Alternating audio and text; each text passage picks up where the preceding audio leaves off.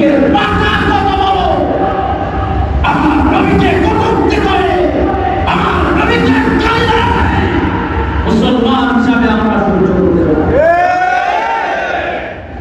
আমি বলতে চাই, ভারতকে বলতে চাই, আমি হিন্দু ভাইদেরকে বলতে চাই, আপনাদের সাথে আমাদের কোনো বিরোধ নাই, বরঞ্চ আমরা বাংলাদেশে সংখ্যাগরিষ্ঠ হওয়ার কারণে আমরা আপনাদের নাগরিক হিসাবে আপনাদেরকে নিরাপত্তা দেওয়ার দায়িত্ব আমরা গ্রহণ করেছি।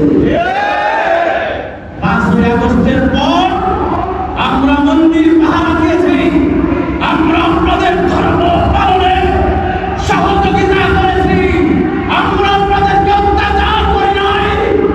বাংলাদেশের হিন্দু ভাইদেরকে বলবো, আপনারা ভারতের সাথে যোগাযোগ করেন, ওই পুরোহিত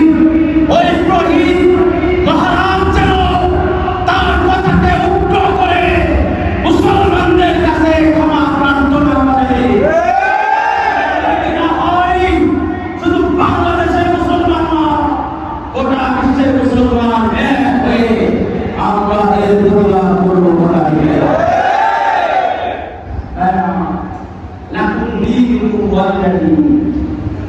যার যার দিন, যার যার ধর্ম শেষে পালন করবে, তাতে আমাদের কোনো বাধা নেই। কি বলেন কথা ঠিক না?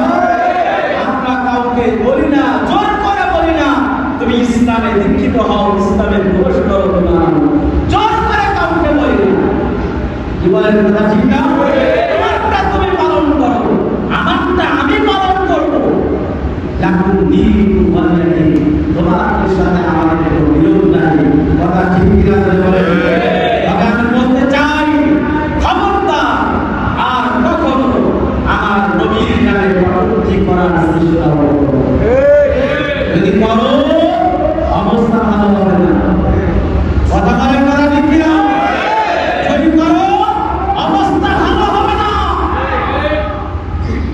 কারণ আমরা আমাদের সন্তানের চাইতে আমার নবীকে ভালোবাসি, আমরা আমাদের সম্পদের চাইতে আমার নবীকে ভালোবাসি, আমরা আমাদের পিতা মাতার চাইতে আমার নবীকে ভালোবাসি, আমি আমার নিজের জীবনের চাইতে আমার নবীকে ভালোবাসি। আমার নবীর জন্য আমি রক্ত দিতে প্রস্তুত, আমার নবীর জন্য জীবন দিতে প্রস্তুত, কিন্তু আমার নবীর নামে কোনো কটূক্তি সহ্য করব না। অতএব আমি সাবধান করে দিতে চাই, অনুরোধের সুরে বলতে চাই, অনুরোধ যদি না মানে এরপর আমরা পদক্ষেপ দিতে বাধ্য হব। আমি হিন্দু ভাইদেরকে বলবো, আপনারা আপনাদের মন্দিরে আপনারা আপনাদের ধর্ম পালন করেন, আপনাদের ধর্ম আপনারা পালন করেন, তাতে আমাদের কোনো কষ্ট নাই, কোনো বাধা নাই।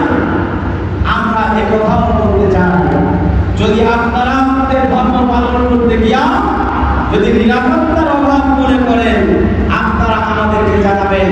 এই মসজিদের খতিব হিসাবে, ইসলামী আন্দোলন বাংলাদেশের একজন কর্মী হিসাবে আমি আপনাদেরকে আশ্বস্ত করতে চাই, যদি আমার ধর্মের কোন মুসলমানের দ্বারা আপনারা যদি নিরাপত্তার হীনতায় ভোগেন, আপনারা বলবেন, রিপোর্ট করবেন, উপযুক্ত প্রমাণ দিয়ে আমাদেরকে জানাবেন। আমরা আমাদের ধর্মের ওই ভাইকে প্রয়োজনে বিলাস হিসাবে দিলাম।